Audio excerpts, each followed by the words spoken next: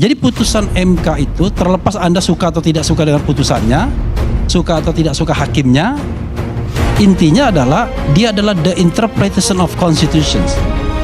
Jadi putusan MK itu adalah interpretasi konstitusi. Kalau kita pakai hierarki peraturan perundang-undangan, kita menempatkan konstitusi itu di tingkat atas sebagai the supreme law of the land misalnya, maka kita tahu di tingkat bawahnya undang-undang. Tapi undang-undang yang sudah di judicial review oleh MK dan kemudian berubah maknanya, itu slightly dia lebih di atas daripada undang-undang yang existing. Karena dia yang berlaku kan, undang-undang itu yang berlaku. Makanya kata Pak Jimli, membaca undang-undang Polri nomor 2 itu tidak bisa lagi, harus dengan putusan MK, yaitu tanpa adanya penjelasan tadi. Nah, tetapi di dalam itu tidak ada dikatakan penjelasan. Nah, karena itu kita no doubt putusan MK itu derajatnya tinggi, tidak bisa disetarakan dengan peraturan Polri atau misalnya peraturan Kapolri.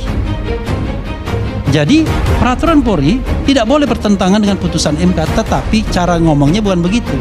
Tetap saja tidak boleh bertentangan dengan undang-undang yang menjadi mandatnya. Tapi undang-undang itu cara membacanya plus putusan MK kan begitu. Yang netral tetap hierarkinya tetap ke atas. Dalam kondisi seperti itu, seorang Kapolri itu bisa lebih powerful dari seorang presiden. Misalnya dia tempatkan jabatan itu, misalnya polisi aktif setingkat menteri, misalnya tidak pensiun misalnya, one day misalnya. Tapi kalau ini kan baru eselon 1.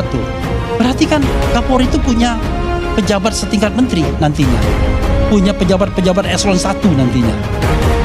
Kan luar biasa, eselon 1 di ranah lain. Pertanyaannya adalah, kalau kita bicara tentang loyalitas, mana dia lebih loyal?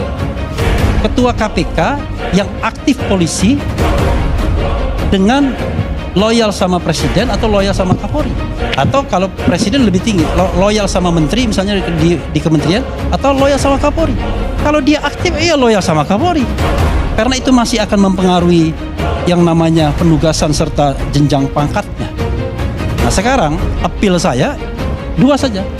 Kita mau ekstrem mengubah polisi sebagai human security yang berhubungan sama manusia dan sipil bersenjata yang tidak struktur komando, atau kita membiarkan polisi sekarang terisolir sebagai alat negara. Karena itu ini agak berbahaya kalau perspektifnya ius constitutum, lalu kemudian kita menempatkan Polri di mana-mana. Karena Kepolisian Republik Indonesia itu adalah lembaga yang solid, lembaga yang struktural dari atas sampai bawah, turut perintah atasan. Makanya kata seorang